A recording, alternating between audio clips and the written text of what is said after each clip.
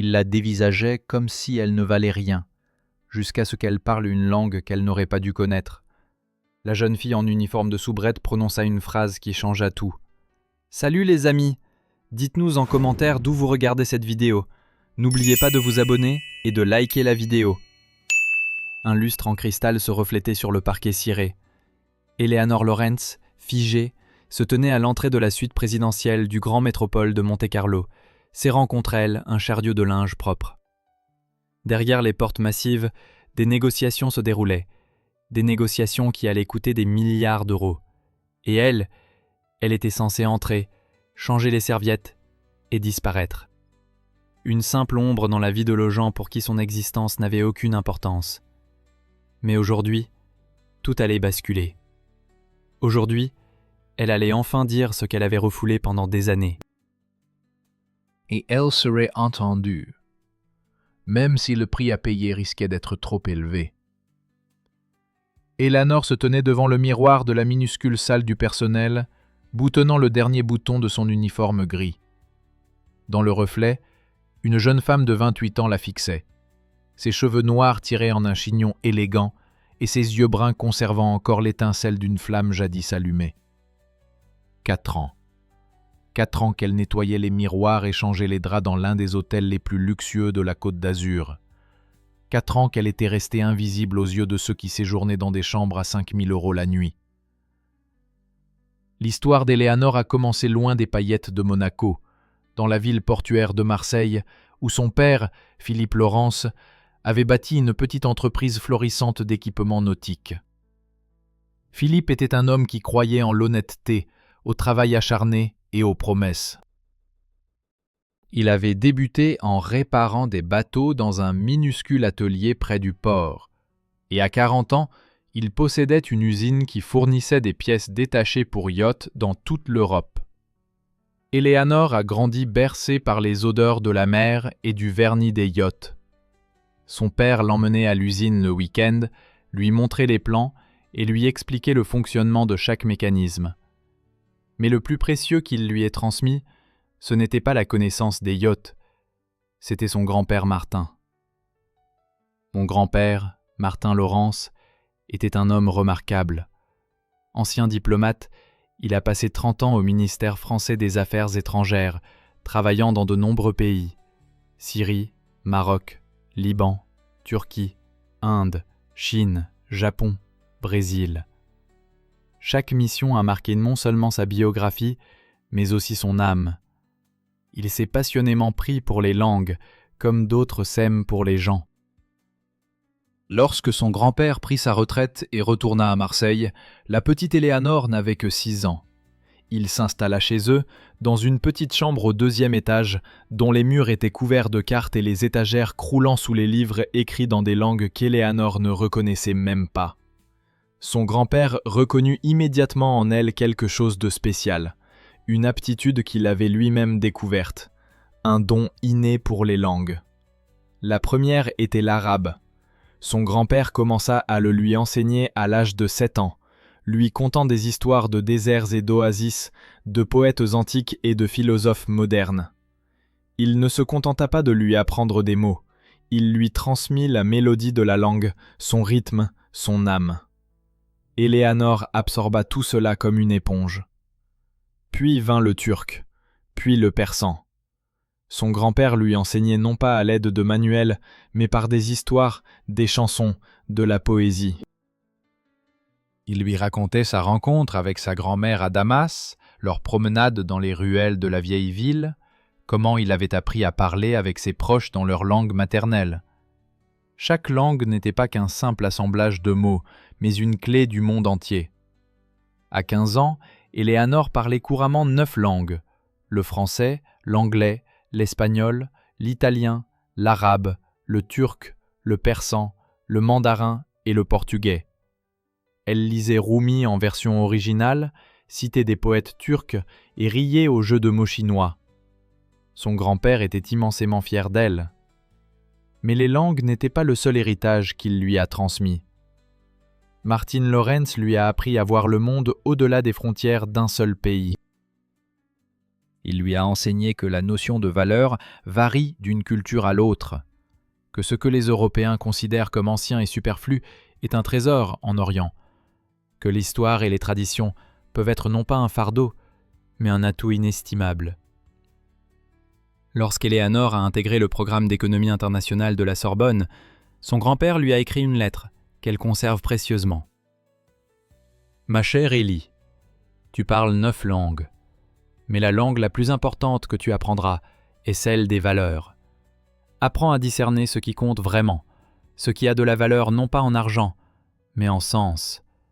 Et alors, tu seras capable de changer le monde. » À la Sorbonne, Éléanore étudiait les marchés financiers internationaux, mais sa véritable passion était un sujet que la plupart des professeurs jugeaient trop abstrait.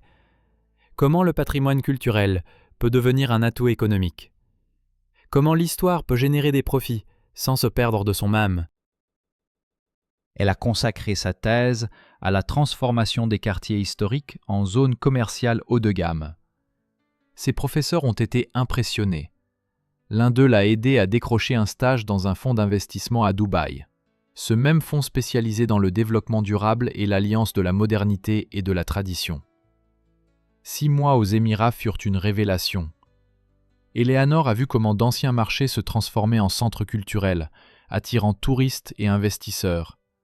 Comment l'architecture traditionnelle était devenue une marque pour laquelle les gens étaient prêts à payer un prix élevé. Elle a rencontré des architectes, des économistes et des experts culturels, et a compris qu'elle avait trouvé sa vocation. Elle est rentrée en France pleine d'idées et d'énergie.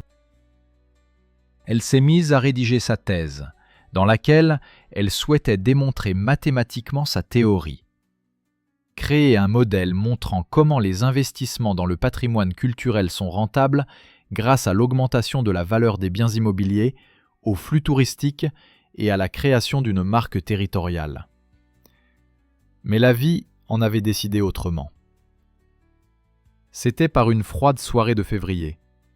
3 hommes en costume de luxe abordèrent le père d'Éléanore. Ils se présentèrent comme des représentants de la société d'investissement britannique Sterling Marine Holdings. Ils proposèrent de racheter l'usine de Philippe. Philippe hésita.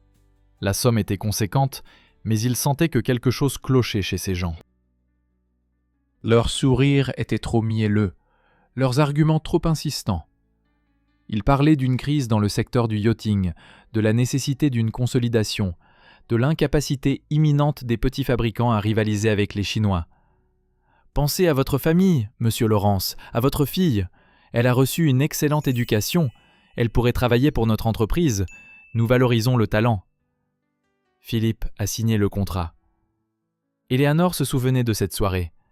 Son père est rentré à la maison pâle, comme s'il avait pris 10 ans.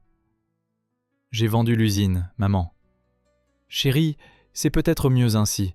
Tu pourras terminer ta thèse en paix. » Pendant les premiers mois, tout semblait aller pour le mieux. Philippe est resté directeur et les salaires ont même augmenté. Mais peu à peu, les nouveaux propriétaires ont commencé à optimiser. D'abord, ils ont licencié 1/3 des employés. Puis, ils ont commencé à acheter des composants bon marché en provenance de Chine au lieu de composants européens de haute qualité. Puis, ils ont commencé à abaisser les normes de qualité. Philippe a résisté. Il a tenté d'expliquer qu'une réputation bâtie sur 30 ans ne se réparerait pas avec un seul lot de produits défectueux. Mais on n'a rien voulu entendre. 1 an plus tard, on lui a demandé de partir. 6 mois plus tard, l'usine fermait et le matériel était vendu à la concurrence. 150 personnes se retrouvèrent sans emploi. Philippe, qui avait consacré sa vie à son entreprise, se retrouva à la rue. L'argent de la vente s'épuisa rapidement.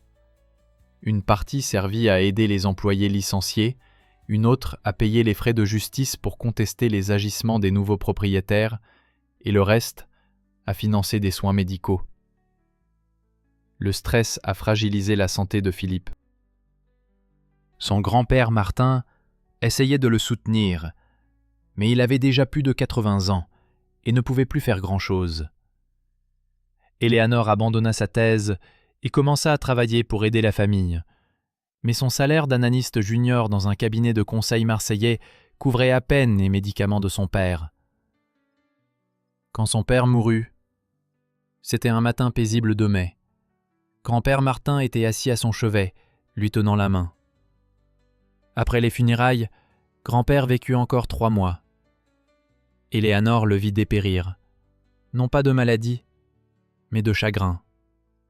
Il survécut à son fils, et c'était insupportable pour lui.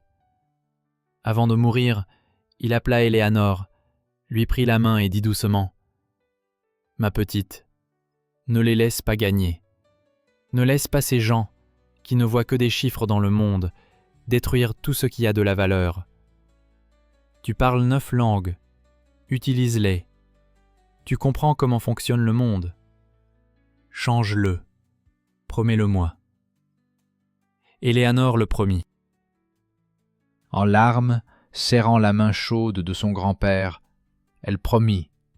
Après sa mort, elle ne pouvait plus rester à Marseille. Trop de souvenirs, trop de douleurs. Elle vendit la maison, fit ses valises et partit pour la Côte d'Azur, à Monaco, là où se trouvait l'argent, là où se prenaient les décisions, là où elle pouvait recommencer à zéro. Monaco l'accueillit sous le soleil, entre yacht et indifférence. Son diplôme de la Sorbonne ne l'impressionna guère et son expérience professionnelle à Dubaï s'avéra moins importante que ses relations et recommandations. Après 1 mois de recherche d'emploi dans son domaine, Éléanore accepta un poste de femme de chambre à l'hôtel Grand Métropole. Temporaire, se dit-elle en enfilant son uniforme le premier jour. Mais ce qui était temporaire s'est transformé en 4 ans. Pendant 4 ans, elle fut invisible. Elle nettoyait les chambres de milliardaires et de politiciens, de stars de cinéma et de princes héritiers. Elle surprenait des conversations dans des dizaines de langues, comprenant chaque mot, tout en feignant de ne rien comprendre. Elle assistait à des décisions prises, à des accords conclus, à des destins brisés. Et elle gardait le silence. La nuit, elle continuait de travailler sur sa thèse, lentement, petit à petit, mais elle travaillait. Elle ne pouvait pas rompre la promesse faite à son grand-père. Elle étudiait de nouveaux cas, analysait des projets, élaborait des modèles, et croyait qu'un jour son heure viendrait. Le matin du 8 octobre commença comme d'habitude. Réveil à 6 heures, petit déjeuner rapide, puis trajet en bus jusqu'au travail, le long de la baie scintillante où mouillaient des yachts d'un blanc immaculé, grands comme de petites maisons. À 7h30, Éléanore se trouvait déjà dans la buanderie du premier étage de l'hôtel, recevant les instructions de Madame Dubois, la gouvernante en chef aux cheveux gris et à l'air sévère.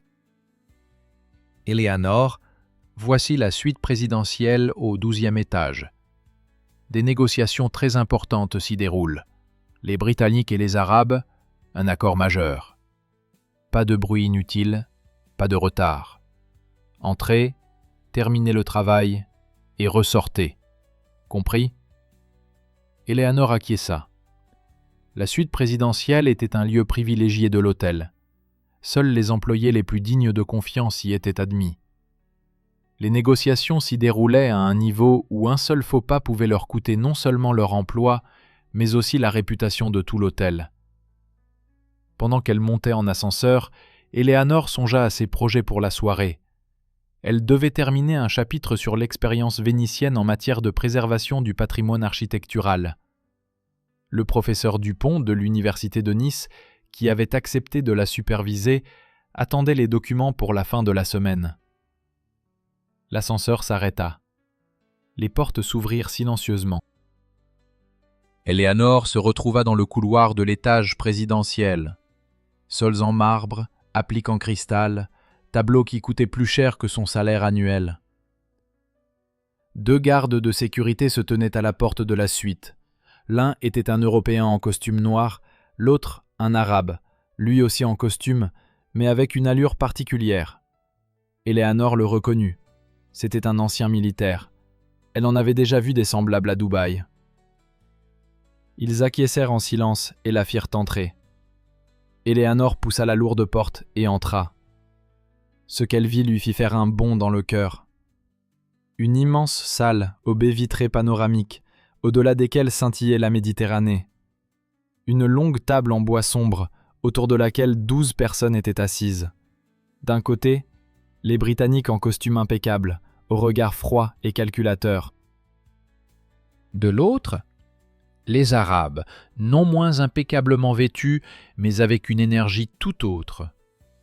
Et à la tête de la délégation arabe se trouvait un homme dont il était impossible de détacher le regard.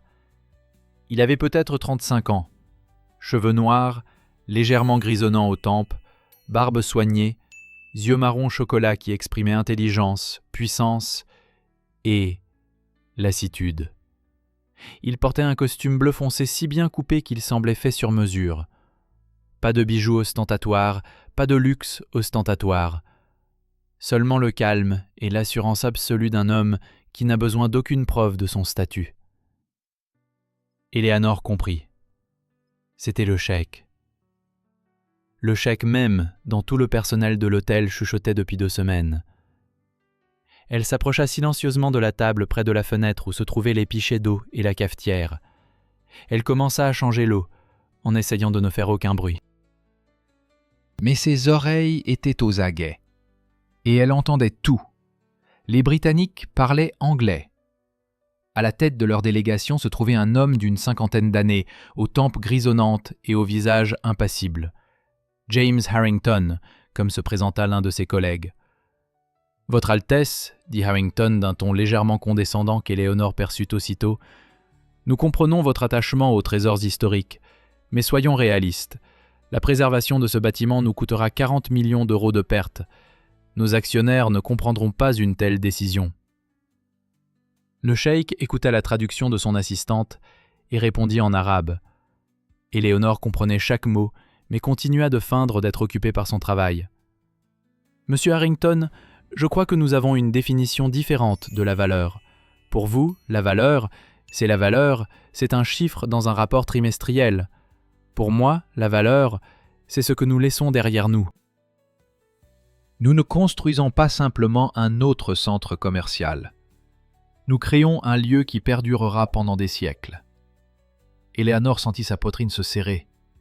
Ces mots, ils auraient pu être ceux de son grand-père.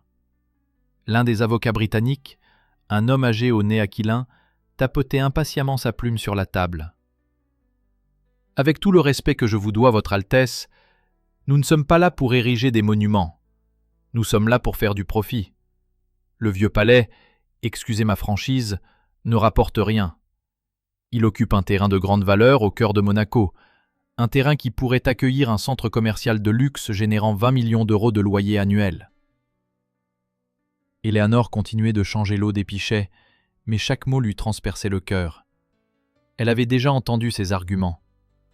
Ce soir-là, lorsque les investisseurs britanniques étaient venus voir son père, les mêmes rengaines sur la rationalité, sur les profits des actionnaires, sur le fait qu'il n'y a pas de place pour les sentiments dans les affaires. Le cheikh regarda par la fenêtre, où la mer scintillait derrière la vitre. « Messieurs, laissez-moi vous raconter une histoire. À Abu Dhabi, il y a un vieux fort, construit au XVIIIe siècle. Lorsque mon grand-père a commencé à bâtir la ville moderne, nombreux furent ceux qui conseillèrent de le démolir. Il occupait un terrain précieux et entravait l'aménagement des nouveaux quartiers. Mais mon grand-père l'a sauvé. Il l'a transformé en musée. Et vous savez quoi ? Aujourd'hui, ce musée est l'une des principales attractions de la ville. Le terrain qui l'entoure vaut 10 fois plus que dans d'autres zones, car ce lieu est chargé d'histoire. Il a une âme. Harrington grimace légèrement. Votre Altesse, voici Abu Dhabi, une destination touristique. Et nous construisons un complexe commercial à Monaco, le centre d'affaires de l'Europe. Nos locataires, des boutiques de luxe, des restaurants étoilés au Michelin, des banques privées. Ils s'intéressent au trafic et à la visibilité, pas à l'âme. Peut-être avez-vous raison, répondit le cheikh d'une voix douce, une pointe d'amertume dans le ton. Peut-être suis-je trop idéaliste pour ce monde. Éléanore sentit quelque chose se tordre en elle. Elle voyait cet homme tenter de défendre ses principes, puis se faire briser méthodiquement, exactement comme son père l'avait été. Les négociations se poursuivirent pendant 1 heure. Eleanor entra plusieurs fois dans la pièce, changeant l'eau et débarrassant les tasses à café vides. Et à chaque fois, elle constatait la même chose. Le cheikh tentait de trouver un compromis, tandis que les Britanniques l'écrasaient sous le poids d'arguments économiques. À midi, la tension était à son comble. Les 2 camps étaient dans une impasse. Harrington jeta plusieurs coups d'œil ostensibles à sa montre. « Messieurs, je propose que nous fassions une pause jusqu'à demain. Peut-être pourrons-nous tous, durant la nuit, réfléchir à nos positions et trouver une solution qui convienne aux 2 parties. » Le cheikh acquiesça, mais Eleanor y lut de la déception. Il savait qu'il serait contraint de se rendre demain. L'enjeu était trop important. Trop d'argent, trop de politique. Alors que les négociateurs commençaient à se disperser, le cheikh se tourna vers son principal conseiller. Il parla en arabe et Eleanor entendit chaque mot. Ils ne comprennent pas, Karim. Pour eux, le palais Grimaldi, ce ne sont que de vieilles pierres qui entravent la construction. Comment expliquer à quelqu'un qui ne voit que le bilan financier qu'un lieu peut avoir une âme, que l'histoire n'est pas un fardeau, mais son plus grand atout? Le traducteur désemparé s'efforça de rendre l'essentiel aux Britanniques, mais toute la profondeur et la douleur des mots se perdirent dans la traduction. Harrington écouta avec un ennui poli et commença à rassembler des documents.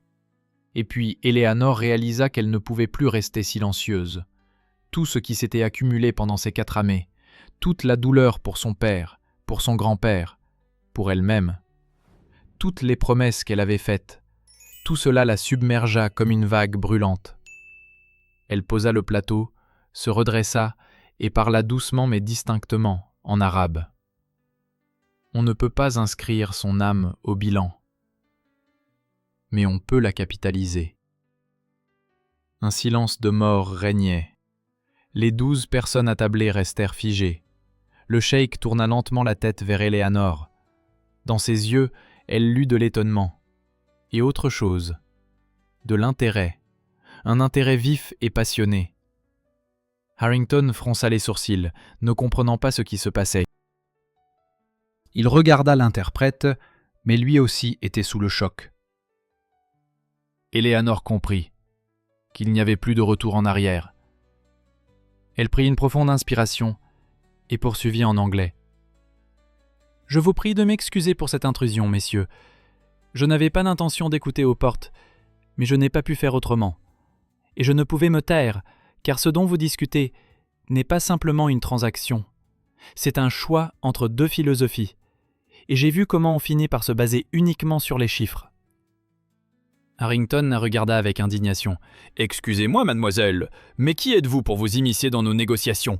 Et que faites-vous ici d'ailleurs ?»« Je change les serviettes de votre suite, monsieur Harrington, » répondit Eleanor calmement. « Et écoutez-moi bien, vous utilisez la même logique qui a ruiné l'entreprise de mon père et l'a tué. » Le silence s'épaissit.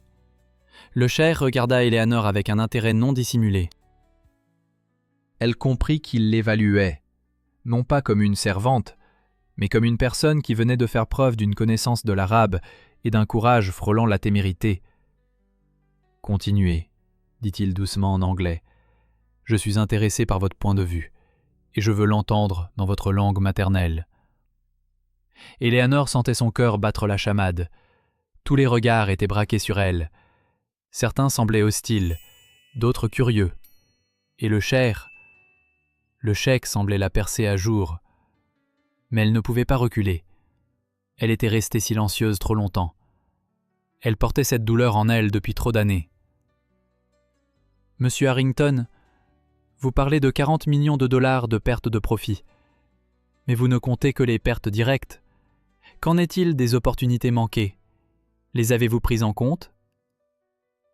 Harrington croisa les bras sur sa poitrine, se préparant visiblement à réfuter les arguments de l'impudent serviteur. « De quelle possibilité parlez-vous, mademoiselle ?»« Laurence, Eleanor Laurence. En 2019, à Paris, la société Galeries Lafayette se trouvait dans une situation similaire. L'enseigne prévoyait de démolir son ancien grand magasin des Champs-Élysées pour y construire un centre commercial moderne. Les calculs ont montré que la préservation de la façade historique entraînerait une augmentation des coûts de 15%. Un des analystes de Harrington se mit à taper frénétiquement sur son ordinateur portable, vérifiant les informations. Eleanor le remarqua et poursuivit. « Mais ils ont décidé de conserver la façade. Et savez-vous quel en fut le résultat ? 2 ans plus tard, le loyer de cet immeuble était 40% supérieur à la moyenne du marché. Car les locataires ne payaient pas seulement pour un espace commercial, ils payaient pour l'adresse, pour le prestige, pour la possibilité de dire « Nous sommes dans un immeuble historique sur les Champs-Élysées ». L'analyste murmura quelque chose à Harrington. L'expression du Britannique changea légèrement. « D'accord, mais ici, c'est Paris, la capitale. Un haut lieu du tourisme. La situation est différente. » La logique économique est la même partout, monsieur Harrington. Dans le segment haut de gamme, les gens n'achètent pas un produit. Ils achètent un statut, une émotion, une histoire. Vous pouvez construire un autre centre commercial tout en verre. Il se perdra parmi des dizaines d'autres. Ou vous pouvez créer une légende. Le cheikh écouta en silence, et Eleanor vit une lueur s'allumer dans ses yeux. Pas seulement de l'intérêt, une véritable inspiration. Imaginez le Palais Grimaldi non pas comme un obstacle au projet, mais comme son cœur. Un club privé exclusif pour les résidents et leurs invités triés sur le volet. Un lieu pour organiser une réunion d'affaires dans l'atmosphère d'un palais monégasque du XVIIe siècle. Une cave à vin, une bibliothèque, une terrasse avec vue sur la mer, une salle de concert. Eleanor s'est approchée du tableau à feuilles mobiles dans le coin, a pris un marqueur et a commencé à dessiner un schéma. Voyez-vous, un centre commercial classique est un produit de base. Son prix est déterminé par son emplacement, sa taille et son affluence. Mais si vous y ajoutez une valeur unique, une histoire, une exclusivité, du prestige, vous créez une marque de luxe. Et la prime de cette marque peut varier de 30 à 60%. Un des conseillers du cheikh se pencha vers lui et lui murmura quelque chose en arabe. Eleanor entendit « Elle comprend vraiment ». Par ailleurs, la préservation d'un bâtiment historique offre des avantages fiscaux. Monaco dispose d'un programme de soutien au patrimoine culturel. Celui-ci peut permettre d'économiser jusqu'à 20% sur les coûts de restauration. Harrington fronça encore plus les sourcils. Comment, excusez-moi, la bonne peut-elle être au courant des allègements fiscaux pour les sites du patrimoine culturel ? Il y avait de la colère à peine dissimulée dans sa voix. Eleanor réalisa qu'il se sentait menacé. Parce que, monsieur Harrington, je rédige une thèse sur le rôle du patrimoine culturel dans l'économie moderne, et parce que j'ai travaillé pour un fonds d'investissement à Dubaï où j'étudiais précisément ce genre de projet. Dans quel fonds ? Demanda sèchement l'un des conseillers du cheikh. Fonds d'investissement du patrimoine de Dubaï, département durable, développement. Les conseillers échangèrent un regard. Eleanor perçut de la reconnaissance dans leurs yeux. Le cheikh se pencha en avant. Mademoiselle Lawrence, avez-vous un plan concret ?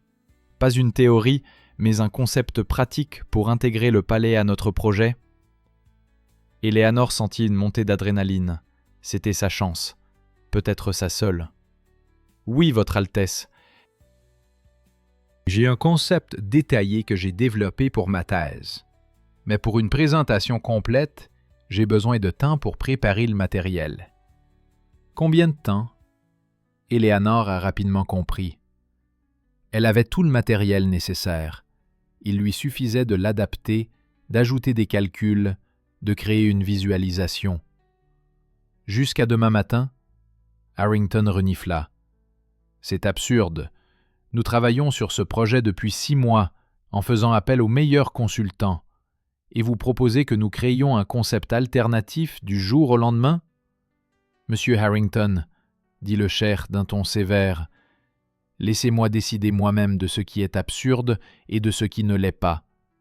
Mademoiselle Lawrence, notre dernière réunion est demain à midi. Si votre présentation est convaincante, Nous l'examinerons. Mais, commença Harrington, la décision est prise. Messieurs, à demain.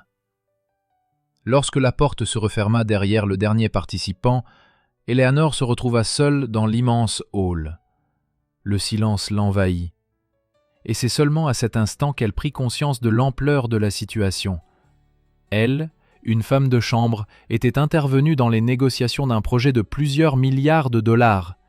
Et maintenant, elle devait préparer en une nuit une présentation susceptible de tout changer. Mes mains tremblaient. Une seule pensée me hantait. Qu'ai-je fait ? La porte s'ouvrit doucement. Un jeune homme en costume impeccable entra, un des assistants du Cher. « Mademoiselle Laurence, je m'appelle Karim Al-Saïd et je suis l'analyste principal de son Altesse. Il m'a chargé de vous fournir tous les documents relatifs à ce projet. » Il a posé un ordinateur portable et une pile de dossiers sur la table. « Son Altesse m'a également chargé de vous informer que la suite du 11e étage est à votre disposition. Elle contient tout le nécessaire pour votre travail. » Il fit une pause. « Et aussi, son Altesse m'a demandé de vous transmettre. Il croit en vous. » Après le départ de Karim, Eleanor ouvrit son ordinateur portable. Un dossier contenant des centaines de fichiers était posé sur le bureau. Elle se versa un café du thermos et se mit au travail. Il était 10h30. Eleanor était assise dans un fauteuil luxueux de sa suite au 11e étage, entourée de documents imprimés. L'étage entier était jonché de papiers, des plans, des calculs, des études. Depuis 5 heures, elle travaillait d'arrache-pied, s'immergeant toujours plus profondément dans les détails du projet. Et plus elle en apprenait, plus elle comprenait l'ampleur de la tâche. Le projet s'appelait Riviera Grimaldi, un îlot entier au cœur de Monaco, un investissement de 4 milliards d'euros, 5 ans de travaux. 2 immeubles, un centre commercial de luxe, des résidences privées, un parking souterrain, un héliport privé. Et au milieu de tout cela, le petit palais Grimaldi, construit en 1672. Eleanor a fait des recherches sur l'histoire du palais. Il fut construit pour une branche cadette de la famille princière Grimaldi. Il servit tour à tour de résidence, de bibliothèque, puis de musée. Il ferma ses portes en 1998 en raison de son état de délabrement. Depuis, il est à l'abandon. Le bâtiment était magnifique, un exemple typique d'architecture méditerranéenne du XVIIe siècle, avec ses galeries voûtées, sa cour intérieure et ses murs ornés de fresques. Mais il nécessitait une restauration complète. Les experts estiment que cette restauration coûterait 12 millions d'euros. Eleanor ouvrit ses documents de thèse. Au fil des ans, elle avait rassemblé des dizaines d'exemples réussis d'intégration de bâtiments historiques dans des projets contemporains. Copenhague, Singapour, Venise, New York. À chaque fois, la préservation du patrimoine culturel s'était avérée non seulement rentable, mais avait aussi considérablement accru la valeur de l'ensemble du projet. La clé résidait dans le bon positionnement. Il ne suffisait pas de simplement préserver le bâtiment, il fallait le transformer en un atout qui profiterait à l'ensemble du projet.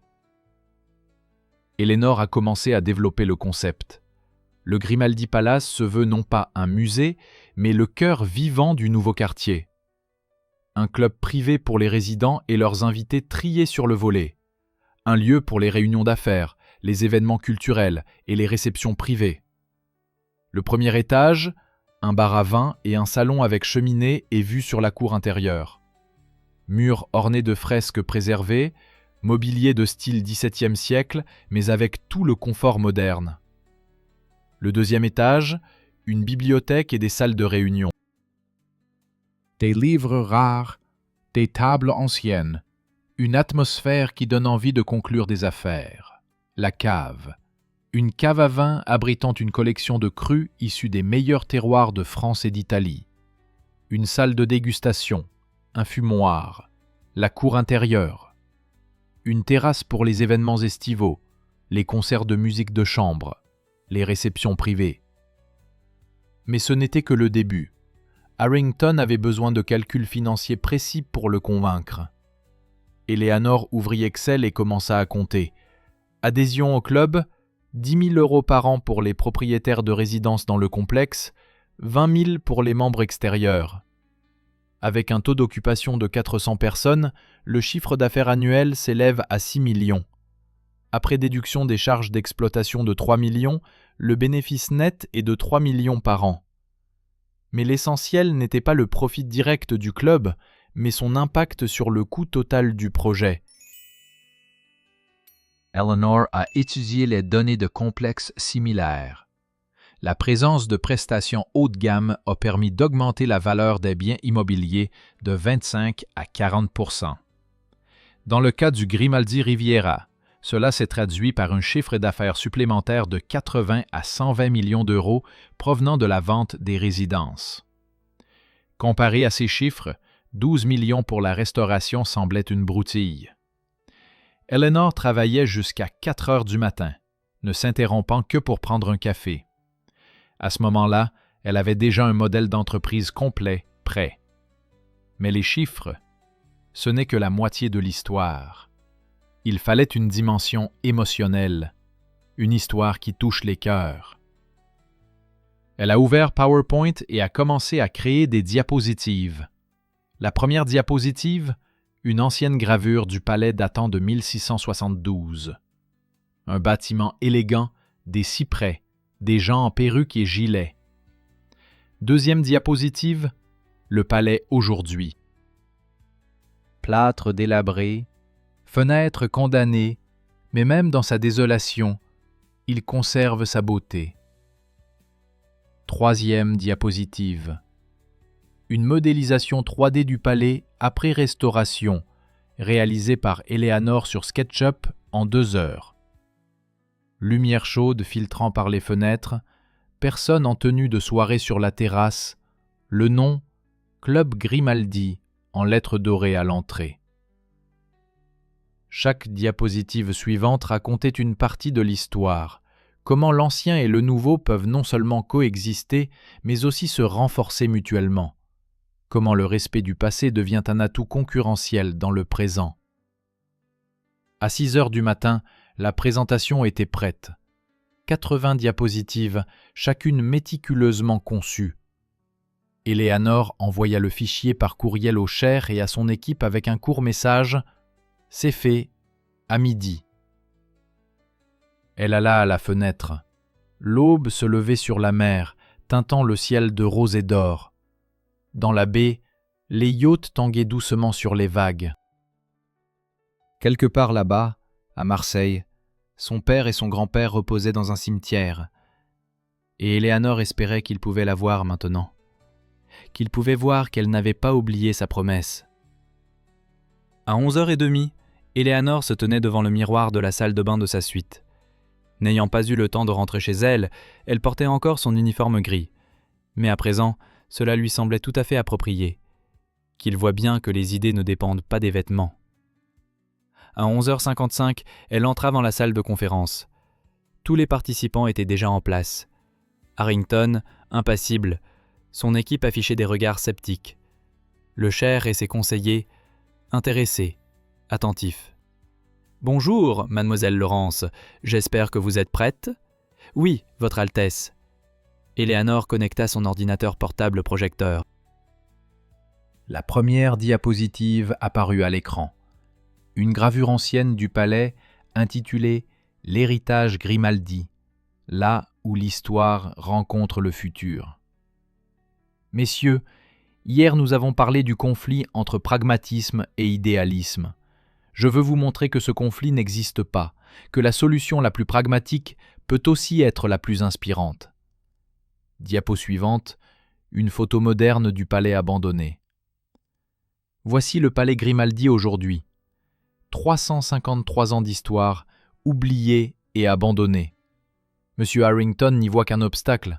Je suggère que nous y voyions une opportunité. Diapositive suivante. Visualisation 3D du palais restauré. Voici le palais du futur. ni un musée, ni un monument. Un espace de vie et de travail. Le club privé Grimaldi pour les résidents du complexe Grimaldi Riviera. Eleanor passa au plan d'étage. Au premier étage, un bar à vin et un salon. Un lieu idéal pour des réunions d'affaires informelles dans une ambiance du XVIIe siècle, mais avec tout le confort moderne. Fresques conservées au mur, cheminée, terrasse donnant sur la cour. Harrington écoutait en silence, mais Eleanor pouvait voir qu'il étudiait attentivement chaque diapositive. Le deuxième étage, une bibliothèque et des salles de réunion. Imaginez négocier non pas dans un bureau classique, mais dans la bibliothèque historique du palais Grimaldi. Quel effet cela fait-il sur les clients? La cave, une cave à vin abritant une collection des plus grands châteaux de France et d'Italie. Une salle de dégustation, un fumoir. Un lieu pour les transactions les plus importantes. Eleanor passa ensuite aux diapositives financières. C'est là que les choses sérieuses commencèrent. L'adhésion au club, 10 000 € par an pour les résidents, 20 000 pour les membres extérieurs. Dès la 3e année d'activité, 400 membres. Un tableau est apparu à l'écran. Chiffre d'affaires annuel, 6 millions d'euros. Charges d'exploitation, 3 millions. Bénéfice net, 3 millions par an. Retour sur investissement dans la restauration, 4 ans. Harrington a étudié les chiffres. Mais il ne s'agit là que du profit direct. La véritable valeur réside dans la manière dont le club influence l'attrait de l'ensemble du complexe. Diapositive suivante, analyse comparative. Dans les complexes haut de gamme dotés de prestations exclusives, les prix de l'immobilier sont de 25 à 40% supérieurs à la valeur marchande. Dans le cas du Grimaldi Riviera, cela représente un chiffre d'affaires supplémentaire de 80 à 120 millions d'euros pour les résidences. Le hall devint très silencieux. De plus, le club résout le problème de la différenciation. Qu'est-ce qui distingue un complexe haut de gamme d'un autre? On ne choisit pas l'emplacement, la technologie se copie. Mais l'histoire, elle, ne se copie pas. Un palais du XVIIe siècle. Voilà votre avantage concurrentiel unique. Eleanor passa aux exemples. Copenhague, Carlsberg City, a conservé la brasserie, majoration de prix de 35%. Venise, Palazzo Grassi, un palais historique, l'une des résidences les plus chères de la ville.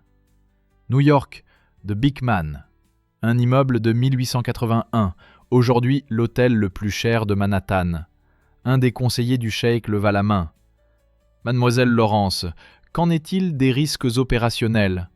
La gestion d'un club comme celui-ci exige une expertise spécialisée. Excellente question. Je propose un partenariat avec Soho House, l'une des plus prestigieuses chaînes de clubs privés au monde. Ils fourniront l'équipe de direction et l'image de marque en échange d'une part des revenus. Harrington étudia attentivement les calculs. Eleanor le regarda faire ses calculs. Mademoiselle Laurence, vos calculs sont intéressants. Mais même s'ils sont exacts, le projet nécessite 12 millions pour la restauration, sans compter un retard de construction d'au moins 8 mois. Des frais de financement supplémentaires, des pertes de profit. Monsieur Harrington, et si la restauration ne vous coûtait pas 1 euro? Silence. Expliquez.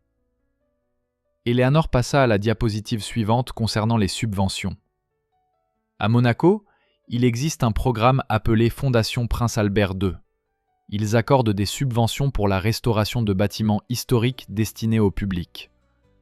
Un club proposant des événements culturels ouverts à tous, conférences, concerts, expositions, serait idéal. La subvention peut atteindre 70% du coût de la restauration. Cela représente 8 millions sur 12.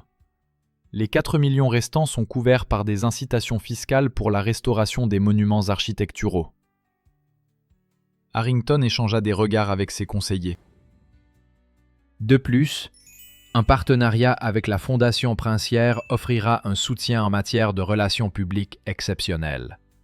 Imaginez des titres comme « un cheikh arabe sauve le palais Grimaldi. Monaco accueille une nouvelle perle. C'est de la publicité gratuite. Le cheikh écoutait avec un enthousiasme croissant. Enfin, une perspective à long terme. Dans 20 ans, les bâtiments actuels seront obsolètes. Ils seront démolis et remplacés par de nouveaux. Mais le palais Grimaldi restera debout pendant des siècles. Il deviendra le symbole du complexe, son âme. Éléanore éteignit le projecteur et se tourna vers le public. « Messieurs, vous pouvez construire un autre centre commercial ou créer une légende. Le choix vous appartient. » Le silence dura une éternité. Finalement, Harrington se laissa aller en arrière sur sa chaise. Mademoiselle Laurence, c'était une présentation impressionnante. Nous avons besoin de temps pour en discuter. Mais le cheikh avait déjà pris sa décision. Monsieur Harrington, j'accepte le concept de Madame Laurence comme base du projet, et je souhaite qu'elle supervise personnellement sa mise en œuvre. Mais c'est une femme de ménage, conclut Harrington. C'est une économiste diplômée de la Sorbonne, qui a travaillé dans un fonds d'investissement à Dubaï et qui parle 9 langues. Elle comprend aussi l'essence de ce projet mieux que nous tous réunis, a déclaré le cheikh avec conviction. Il se tourna vers Éléanore. « Mademoiselle Laurence, seriez-vous intéressée à devenir consultante en patrimoine culturel pour le projet Grimaldi Riviera ?» Éléanore sentit le sol se dérober sous ses pieds. La veille encore, elle changeait les serviettes. Et aujourd'hui, on lui proposait un poste dans un projet de 4 milliards d'euros. « Je ne sais pas quoi dire, Votre Altesse. »« Dites oui, » sourit le cheikh. « Et commencez à travailler immédiatement. Karim, rédigez le contrat. Mademoiselle Laurence travaillera directement avec moi en tant que consultante indépendante. » Après la réunion, Éléanore quitta la salle en tremblant. Madame Dubois, la première femme de chambre, le visage rouge comme une tomate, l'attendait dans le couloir. « Éléanore, que se passait-il là-bas ? Le directeur de l'hôtel a reçu un appel de la secrétaire du cheikh le remerciant pour son « employé exceptionnel ». De quoi parlait-il ? Éléanore prit une profonde inspiration. « Madame Dubois, je démissionne. Je m'excuse de ne pas avoir pu travailler pendant 2 semaines. Mais on m'a proposé un autre emploi. » Madame Dubois ouvrit la bouche, mais ne put rien dire. 3 jours plus tard, Éléanore était assise dans une salle de conférence du bureau du cheikh, en plein cœur de Monte-Carlo. 10 personnes étaient réunies autour de la table. Des architectes, des économistes, des avocats, des experts culturels. Tous la regardaient avec respect et curiosité. Le cheikh entra en dernier. À présent, loin des négociations officielles, il était vêtu plus simplement. Une chemise claire et un pantalon sombre. Mais son autorité demeurait intacte. « Bonjour à tous. Aujourd'hui, nous entamons une nouvelle phase du projet. Madame Laurence présentera un concept détaillé pour l'intégration du palais Grimaldi au sein du complexe. Veuillez... » Éléanore ouvrit son ordinateur portable. Ces 3 derniers jours, elle avait peaufiné chaque détail. Désormais, elle disposait non seulement d'un plan, mais d'une feuille de route complète. « Merci, Votre Altesse. La première étape, recevoir une subvention de la Fondation Prince Albert II. Pour ce faire, vous devez soumettre une demande justifiant l'importance sociale du projet. J'en ai déjà préparé une ébauche. Un document est apparu à l'écran. L'essentiel, le club ne doit pas être totalement fermé. Je propose d'organiser des événements ouverts à tous chaque mois. Des conférences sur le patrimoine culturel monégasque, des concerts de musique de chambre, des expositions d'artistes locaux. Cela permettra de répondre aux exigences de la Fondation et de véhiculer une image positive. » L'un des architectes leva la main. « Mademoiselle Laurence, j'ai examiné l'état du bâtiment. Les fondations et les murs porteurs sont en bon état, mais les sols doivent être entièrement remplacés et les fresques nécessitent une restauration spécialisée. Cela prendra du temps. » « D'accord. je propose 2 équipes travaillant en parallèle. La première s'occupera de la restauration extérieure et du renforcement de la structure. La seconde restaurera les fresques. La coordination se fera via la maquette numérique du bâtiment afin d'éviter les conflits. Le cheikh écoutait attentivement. Eleanor voyait bien qu'il évaluait non seulement ses idées, mais aussi sa capacité à travailler en équipe. Et surtout, poursuivit Eleanor, nous avons besoin d'un récit, d'une histoire à raconter. Pas seulement nous avons préservé le vieux bâtiment, mais nous avons créé un pont entre les époques. Je propose un projet de documentaire. Filmer l'intégralité du processus de restauration du début à la fin. Des interviews de restaurateurs, d'historiens et d'architectes. Puis réaliser une mini-série pour Netflix ou des plateformes similaires. Ce n'est pas seulement de la promotion, mais aussi du contenu éducatif. Les yeux du cheikh s'illuminèrent. C'est une excellente idée. Karim contacte les producteurs.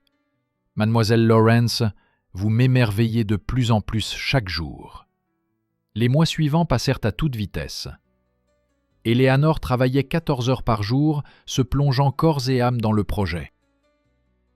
Réunion avec les autorités monégasques. Négociation avec les restaurateurs, coordination avec les architectes. Elle était partout. La demande de subvention a été approuvée. Le prince de Monaco a personnellement exprimé son soutien au projet, le qualifiant d'exemple de la façon dont la modernité peut respecter le passé. Eleanor travaillait en étroite collaboration avec l'équipe du cheikh.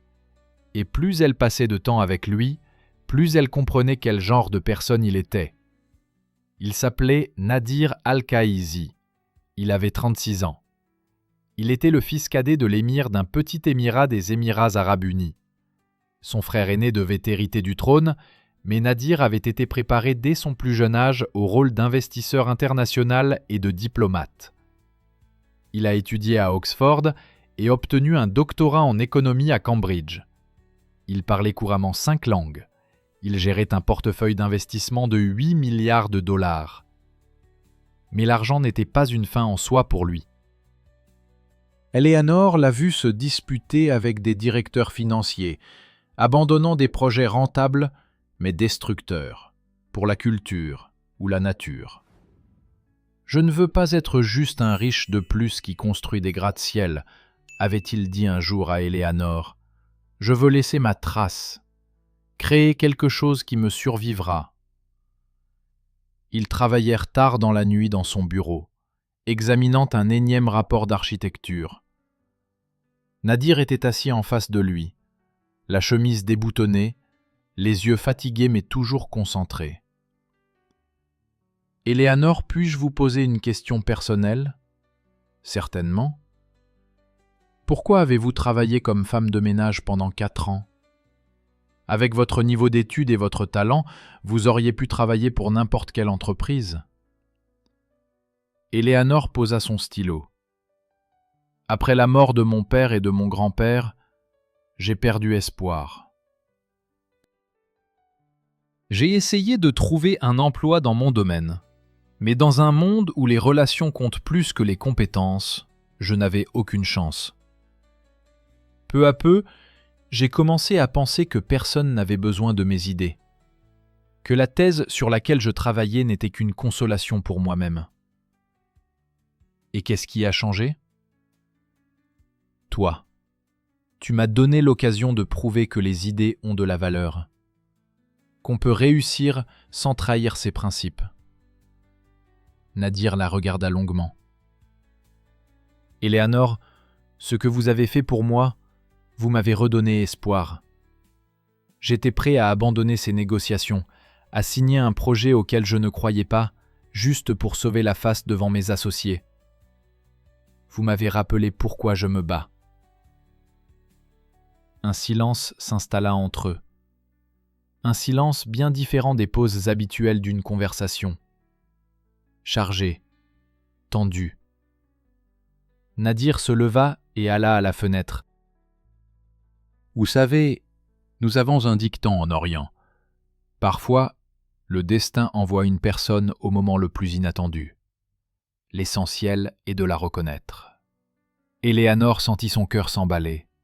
« Nadir, je ne suis pas sûr de bien comprendre. » Il se tourna vers elle. « Je veux dire qu'au cours de ces derniers mois, vous êtes devenu bien plus qu'un simple consultant pour moi.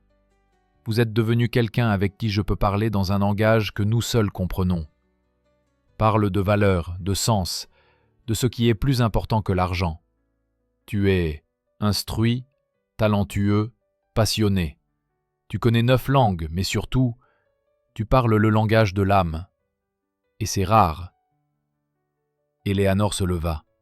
« Nadir, j'apprécie vos paroles, mais entre nous, il y a un gouffre, des mondes différents, des cultures différentes.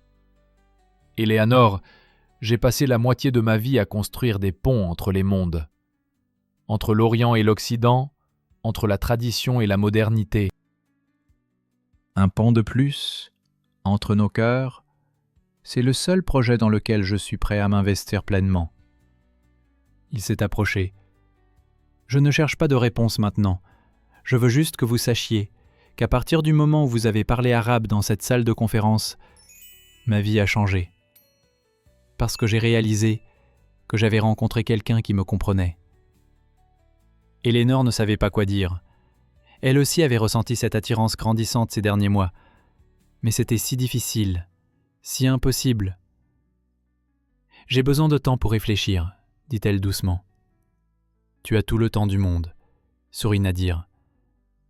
Mais le temps jouait contre eux.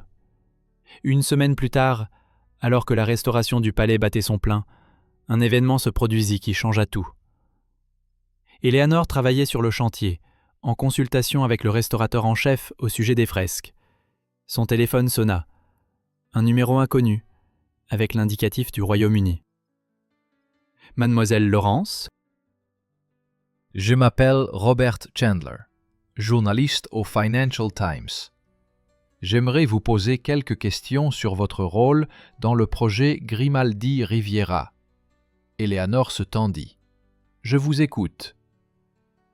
Nous préparons un article sur ce projet et nous avons appris des détails intéressants. Vous travaillez comme femme de chambre à l'hôtel où se déroulaient les négociations. Puis, du jour au lendemain, vous êtes devenue consultante auprès du cheikh. Cela ne vous paraît-il pas inhabituel ? Il y avait dans la voix du journaliste une pointe d'amertume qu'Éléanore n'appréciait pas. Je suis devenu consultant parce que j'ai présenté un concept convaincant qui répondait aux problèmes clés du projet. Tout était absolument professionnel. Bien sûr, mais vous comprenez l'impression que cela donne vue de l'extérieur. Une jeune femme, un riche cheikh arabe, une nomination soudaine. Les gens peuvent penser ce qu'ils veulent. Mon travail parle de lui-même. Si vous n'avez pas d'autres questions... Une dernière question. Est-il vrai que vous passez beaucoup de temps seul avec le cheikh ? Plusieurs employés de l'hôtel ont rapporté vous avoir vu travailler dans son bureau tard dans la nuit. Éléanore ressentit de la colère. « Monsieur Chandler, je travaille sur un projet de 4 milliards d'euros. Travailler tard dans la nuit, c'est la norme. Si vous préférez écrire un article à sensation plutôt qu'un article objectif, c'est votre choix, mais je n'y participerai pas. » Elle a raccroché. 2 jours plus tard, un article parut.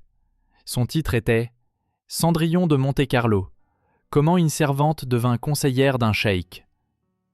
L'article était cinglant.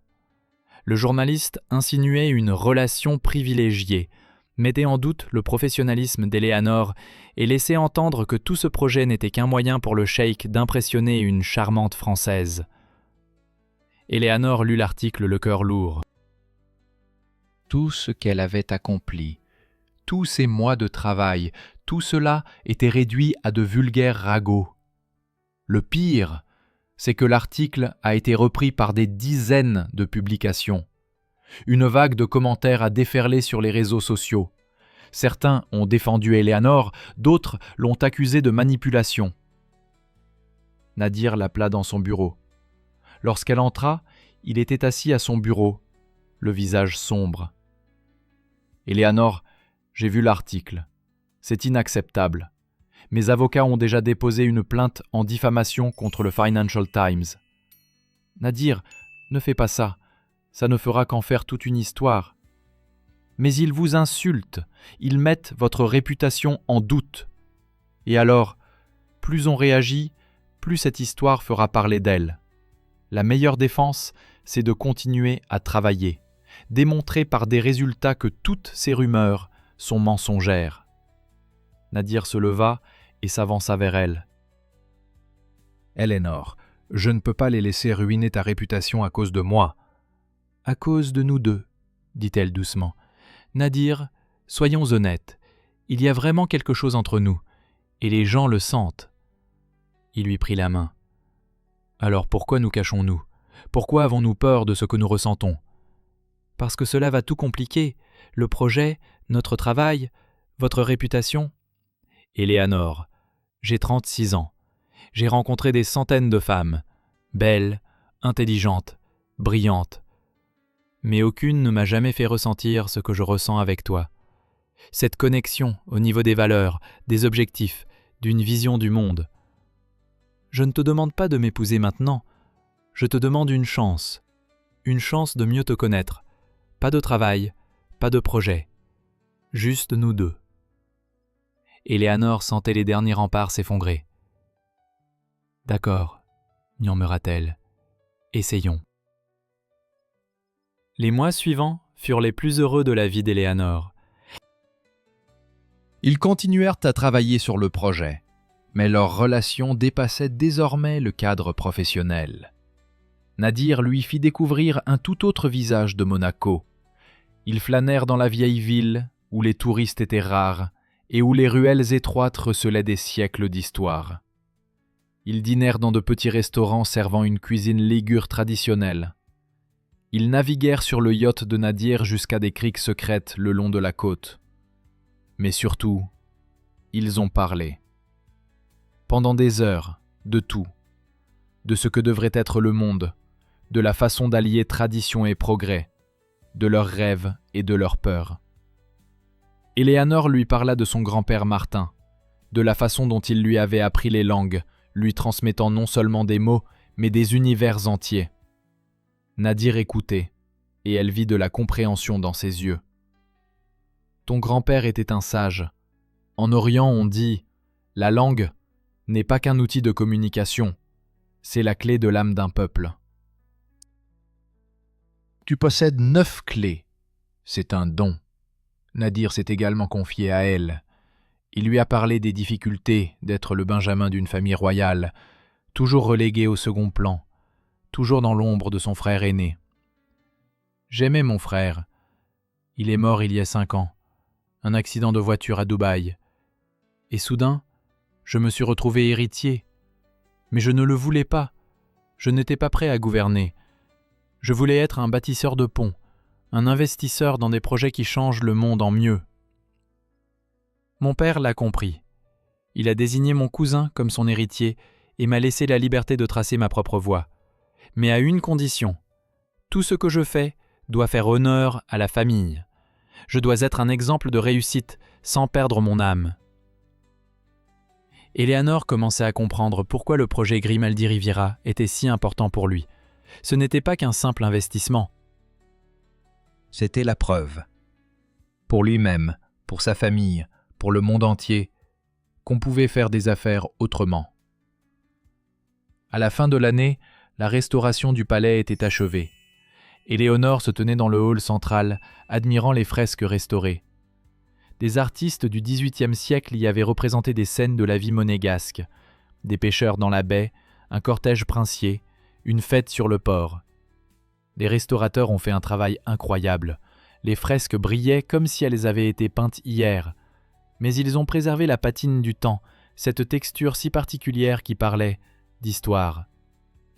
Nadir entra dans le hall. Il s'arrêta, se contentant de regarder autour de lui. « C'est incroyable, » dit-il doucement. « Éléonore, tu l'as fait. Tu as sauvé un pan d'histoire. Nous l'avons fait. ensemble. Il s'est approché d'elle et l'a serrée dans ses bras. L'inauguration aura lieu dans un mois. Le prince de Monaco a accepté d'être l'invité d'honneur. Ce sera l'événement le plus important de l'année. Ouverture du Grimaldi Club était prévue pour le 15 décembre. Eleanor a coordonné chaque détail de l'éclairage au menu, de la liste des invités au programme de la soirée. Des invitations ont été envoyées à 300 des personnalités les plus influentes d'Europe et du Moyen-Orient. Propriétaires de résidences du complexe Grimaldi Riviera, hommes politiques, hommes d'affaires, personnalités du monde culturel. 3 jours avant l'inauguration, Eleanor répétait son discours. Elle devait présenter le projet, retracer l'histoire du palais, expliquer la philosophie du club. Nadir écoutait sa répétition, assis sur une chaise dans le hall. Super, mais ajoutez plus d'émotion. Ce n'est pas une présentation commerciale, c'est l'histoire d'un rêve devenu réalité. J'ai peur de paraître trop sentimental. Eleanor, les gens ne se souviennent pas des faits, ils se souviennent des histoires. Racontez-leur la vôtre. Dites-leur comment, en uniforme de servante, vous avez surpris une conversation où l'on parlait de raser le palais. Dites-leur pourquoi vous n'avez pas pu vous taire. Eleanor pensa, vous avez raison, c'est une histoire personnelle, et c'est ce qui fait sa force. La soirée du 15 décembre était froide et dégagée.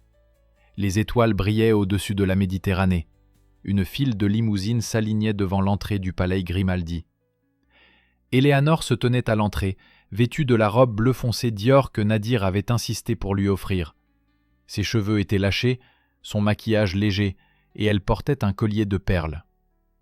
Elle paraissait élégante et sûre d'elle, mais à l'intérieur, c'était la tempête. C'était sa première apparition publique, non seulement en tant que consultante, mais aussi en tant que visage du projet. À l'arrivée des invités, Eleanor perçut l'admiration dans leurs yeux. Le palais était métamorphosé. Une douce lumière mettait en valeur la beauté des fresques. Un feu de bois crépitait dans la cheminée. Des serveurs en gants blancs servaient champagne et canapés. Le prince de Monaco arriva à 8 heures du soir. Nadir et Éléonore l'accueillirent à l'entrée. « Votre Altesse, c'est un grand honneur pour nous. » Le prince, un homme d'une 60aine d'années aux cheveux gris et au regard bienveillant, sourit. « Mon honneur, Votre Altesse. Et mademoiselle Laurence, j'ai entendu parler de votre rôle dans ce projet. Monaco vous est reconnaissant d'avoir sauvé le palais Grimaldi. » La cérémonie officielle a débuté à 21h. Nadir a prononcé le discours d'ouverture. « Mesdames et messieurs, il y a 2 ans, j'étais face à un choix. Démolir un palais historique à des fins commerciales ou trouver un moyen de le préserver. J'étais prêt à céder. Mais le destin m'a envoyé un homme qui m'a rappelé qu'il y a des choses dans la vie plus précieuses que l'argent. » Il se tourna vers Eleanor. « Mademoiselle Eleanor Laurence. » Elle est intervenue dans nos négociations au moment le plus critique. Et pas seulement intervenue, elle a présenté une vision qui a tout changé. Aujourd'hui, vous voyez le fruit de son travail. Je vous en prie, Eleanor. Eleanor s'avança. 300 paires d'yeux la fixèrent. Elle prit une profonde inspiration. « Mes amis, je vais vous raconter une histoire. Il y a 8 ans, mon père, propriétaire d'une petite usine à Marseille, a signé un contrat avec une société d'investissement britannique. Ils lui ont promis développement, croissance, prospérité. Mais tout ce qu'ils ont fait, c'est fermer l'usine, détruire l'entreprise dans laquelle mon père avait investi 30 ans de sa vie. Il est mort 1 an plus tard, le cœur brisé. » Le hall devint très silencieux. Avant de mourir, mon grand-père, qui m'a appris 9 langues et m'a transmis l'amour de la culture, m'a dit « Ne les laisse pas gagner. Ne laisse pas ceux qui ne voient que des chiffres détruire tout ce qui a de la valeur. » Je le lui ai promis. Et pendant 4 ans, j'ai travaillé comme femme de ménage car je ne trouvais aucun endroit où ma promesse aurait pu être tenue. Et puis j'ai surpris une conversation. Des investisseurs britanniques exigeaient la démolition du palais Grimaldi, et l'homme que je connais maintenant sous le nom de Nadir tentait de le défendre. Je ne pouvais pas rester silencieux, car je voyais l'histoire se répéter, et je savais comment cela finirait. Mais cette fois, l'histoire s'est terminée différemment, car Nadir Al-Khaïzi s'est révélé être un homme qui valorise non seulement le profit, mais aussi le sens, qui comprend que l'héritage n'est pas un fardeau, mais un trésor. Vous vous trouvez aujourd'hui dans un bâtiment vieux de 353 ans. Il a survécu aux guerres, aux révolutions et aux crises, et il restera debout pendant des siècles encore, car nous avons décidé que l'histoire est plus importante que le gain à court terme. Que la beauté est plus précieuse que la vitesse, que l'âme d'un lieu est son atout le plus précieux. Elénore s'arrêta, regardant dans la pièce. Le Grimaldi Club est bien plus qu'un simple lieu de réunion d'affaires. C'est un symbole, le symbole que nous pouvons construire l'avenir sans détruire le passé, que modernité et tradition peuvent se compléter plutôt que s'opposer. Bienvenue dans ce futur. La salle a retenti d'applaudissements. Les gens se sont levés. Elénore a aperçu des larmes dans les yeux de certains invités. Le prince de Monaco s'est approché en premier. Mademoiselle Laurence, c'était le discours le plus inspirant que j'ai entendu depuis des années. Merci au nom de tout Monaco. Après la cérémonie officielle, la réception commença. Elénore se mêla aux invités, répondit à leurs questions et reçut leurs félicitations. Elle se sentait comme au cœur d'un ouragan, mais cette fois, c'était un ouragan de reconnaissance, non de destruction. Un homme âgé à la barbe grise s'approcha d'elle. « Mademoiselle Lawrence, permettez-moi de me présenter. Je suis le professeur Jean-Luc Morand, directeur de l'Institut du patrimoine culturel de l'UNESCO. J'ai été très impressionné par votre travail. Nous recherchons un consultant pour un projet en Italie. Seriez-vous intéressé par une éventuelle collaboration avec nous ?» Éléanore était stupéfaite. « Je serais ravi d'en discuter. » Le suivant était un représentant du plus grand promoteur immobilier d'Europe. « Mademoiselle Lawrence, nous avons un projet à Barcelone, un vieux quartier qui a besoin d'être réaménagé. Pourrions-nous vous inviter en tant que consultante ?» En une seule soirée, Éléanore a reçu 7 propositions de collaboration. Son concept, autrefois théorique, est devenu une pratique recherchée. Tard dans la nuit, une fois les derniers invités partis, Éléanore et Nadir se tenaient sur la terrasse du palais. Monte-Carlo scintillait en contrebas. La pleine lune brillait au-dessus de la mer. « Tu l'as fait, » dit Nadir d'une voix douce. « Tu n'as pas seulement sauvé le palais, tu as prouvé au monde entier que ta philosophie fonctionne. Nous l'avons fait. Sans votre soutien, sans votre confiance en moi, rien n'aurait fonctionné. » Nadir se tourna vers elle. « Éléanore, je veux te demander quelque chose. » Il s'agenouilla. Il sortit de sa poche une petite boîte en velours. « Il y a 8 mois, tu as fait irruption dans ma vie comme un ouragan. Tu as bouleversé mes projets, chamboulé mes idées et m'as fait voir le monde d'une manière nouvelle. Grâce à toi, je suis devenu une meilleure version de moi-même, la personne que je voulais être, mais que je ne savais pas comment. Éléanore Laurence, voulez-vous m'épouser ?» Éléanore le regarda, et tout en elle se figea. Elle pensa à son père, à son grand-père, au long voyage qu'il avait mené jusque-là. « Oui, » murmura-t-elle. « 1000 fois oui. » Nadir lui passa une bague au doigt, une émeraude entourée de diamants, une pièce ancienne. Cette bague appartenait à ma grand-mère. Elle était la fille d'un cheikh bédouin et a épousé mon grand-père, contrairement à la tradition. Ils ont vécu ensemble pendant 50 ans. Je souhaite la même chose pour nous. Ils s'embrassèrent sous la lune, sur la terrasse du palais qu'ils avaient sauvé ensemble. Et Éléanore pensa, « Parfois, le destin c'est vraiment ce qu'il fait. Parfois, il faut traverser la douleur, la perte, des années d'attente, pour se trouver au bon endroit, au bon moment. » Le mariage eut lieu au printemps suivant, en avril, lorsque la Côte d'Azur était parée de fleurs. Ils se marièrent dans une petite église ancienne d'Èze, un village perché sur une falaise surplombant la mer. Seuls quelques invités étaient présents, des amis proches, la famille de Nadir et des collègues du projet.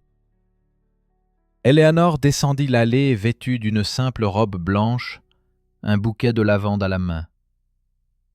Nadir attendait, en tenue traditionnelle européenne ornée de détails arabes, un kéfier brodé d'or. Ils ont écrit eux-mêmes leurs vœux, dans les 9 langues qu'Éléanore connaissait. Chaque langue, une partie d'une promesse. En français, je promets de t'aimer pour toujours. En anglais, je promets d'être ton soutien. En arabe, je promets de respecter tes racines. En italien, je promets d'embellir nos vies. En espagnol, je promets de danser avec toi même dans les moments difficiles. En turc, je promets de chérir notre foyer. En persan, je promets de chérir chaque instant. En chinois, je promets de grandir à tes côtés. En portugais, je promets d'être ton refuge dans la tempête. Il n'y avait pas un œil sec dans la pièce. Après leur mariage, ils ont passé 1 mois à voyager. Maroc, Turquie, Jordanie. Nadir a fait découvrir à Éléanore un monde qu'elle connaissait par les livres de son grand-père, mais qu'elle n'avait jamais vu.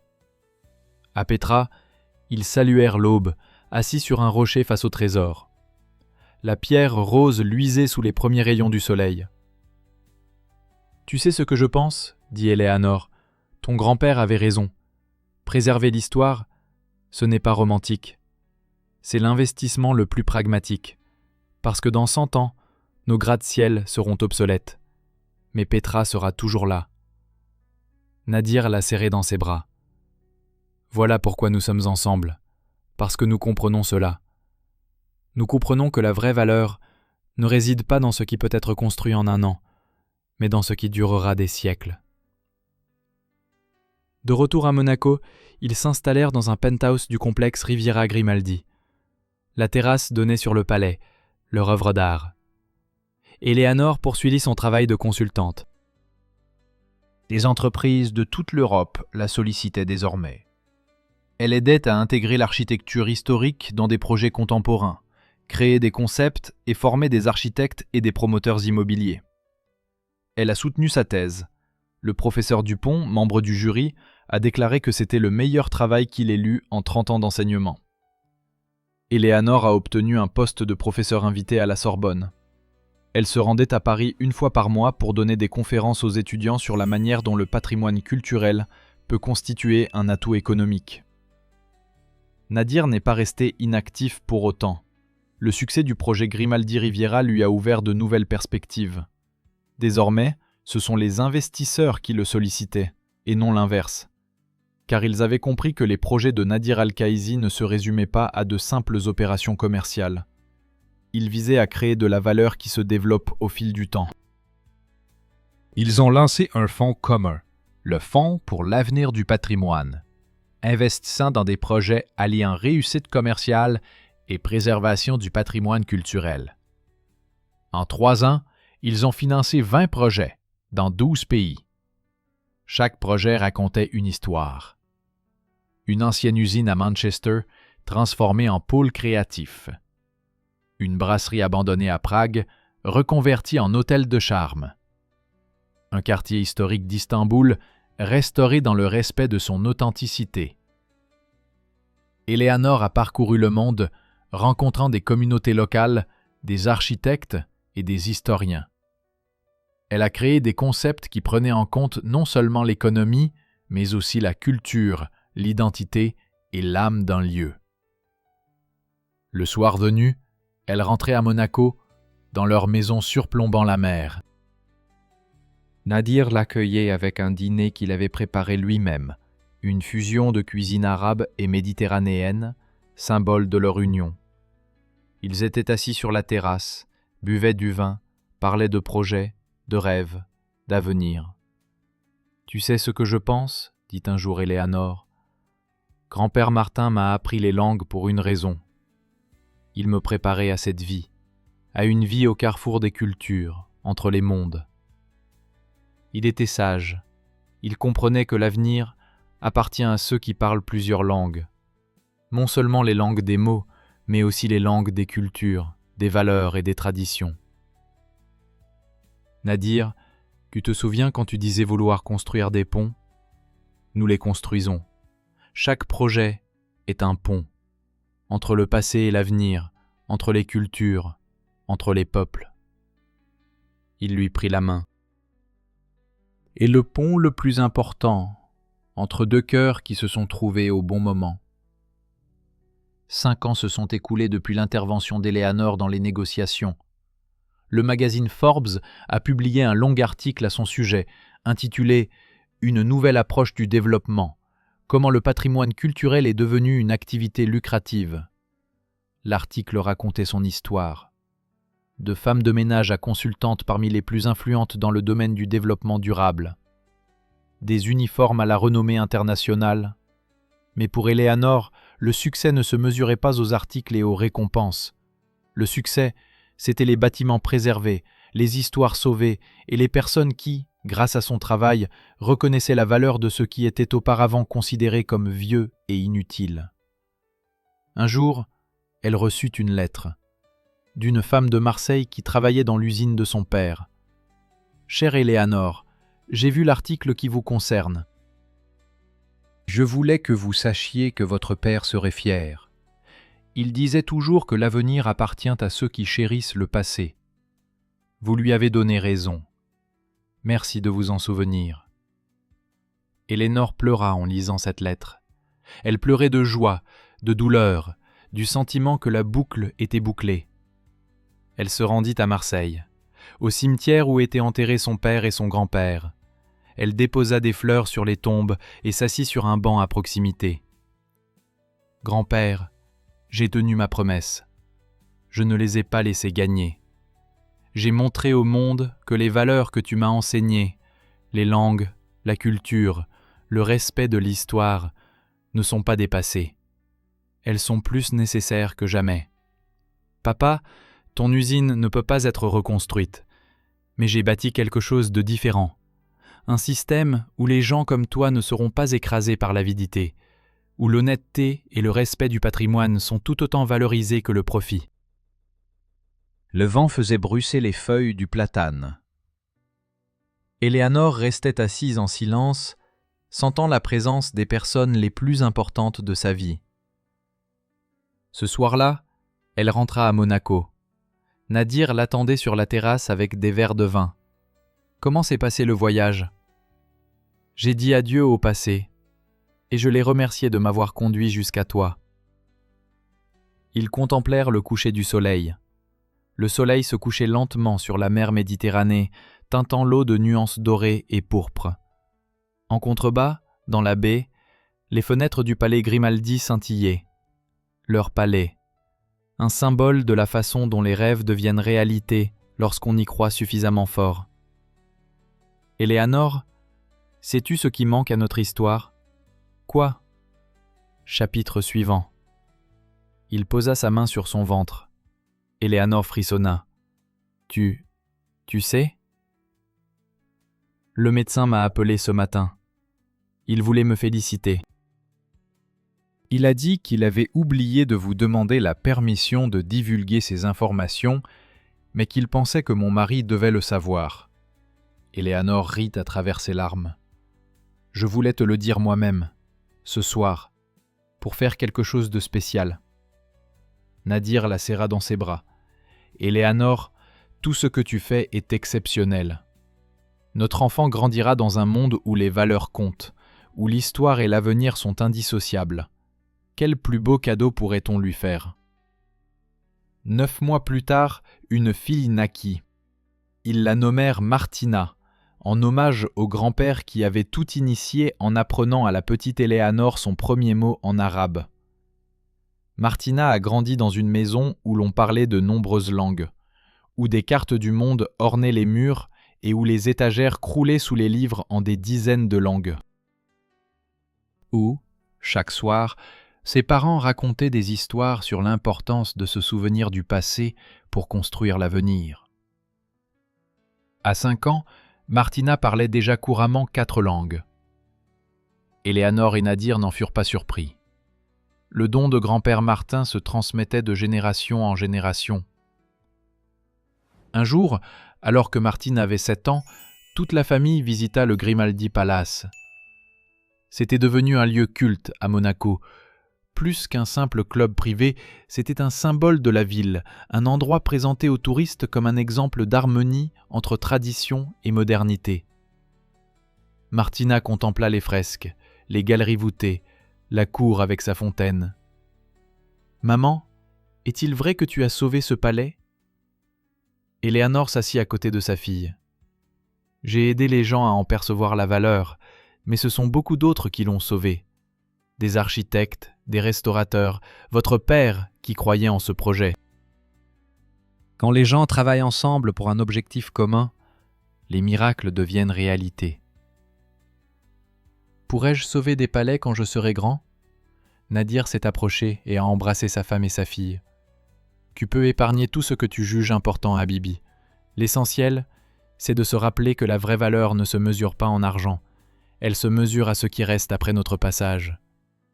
Martina pensa. Donc, la chose la plus précieuse est ce qui nous survivra ? Exactement, sourit Éléanore. Des idées qui inspirent, des bâtiments qui racontent des histoires, des gens que nous aimons et des valeurs que nous transmettons. Ce soir-là, après que Martina se fut endormie, Éléanore et Nadir étaient assis dans la bibliothèque de leur maison. Sur la table étaient posés les plans d'un nouveau projet. Un ancien caravansérail en Jordanie, à transformer en centre culturel. Encore un pont, dit Éléanore en étudiant les plans. Encore une anecdote, ajouta Nadir. Vous savez, parfois je repense à ce jour à l'hôtel, quand vous êtes entrés avec le chariot et les serviettes. Si vous n'aviez pas osé parler, si vous étiez resté silencieux. Mais je ne pouvais pas, parce que le silence est aussi un choix, et j'ai choisi de parler pour ceux qui ne le peuvent pas, pour les bâtiments qui ne peuvent pas se protéger, pour les valeurs qui n'ont pas voix au chapitre, au conseil d'administration. Nadir lui prit la main. Quand j'étais petit, mon père me disait « Mon fils, tu es né dans le privilège. Tu auras de l'argent et du pouvoir. Mais la vraie question est, comment vas-tu les utiliser ? Vas-tu devenir juste une personne riche de plus qui accumule des richesses ? Ou vas-tu devenir quelqu'un qui crée de la valeur pour le monde ? J'ai longtemps cherché une réponse, et je l'ai trouvée en toi. Tu m'as montré que la richesse n'est pas un chiffre sur un compte bancaire. C'est l'opportunité de changer le monde pour le mieux. Éléanore le serra dans ses bras. Nous changeons les choses ensemble.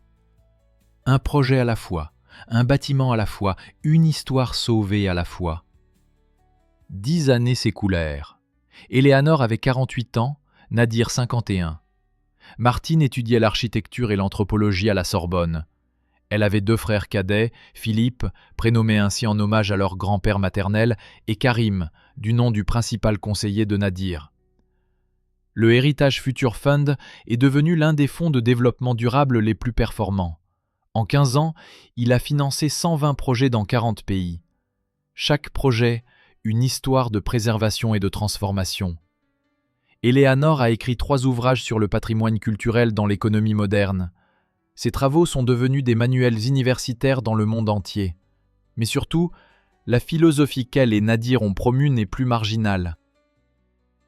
Les plus grands promoteurs immobiliers du monde ont commencé à comprendre que le respect de l'histoire n'est pas de la charité.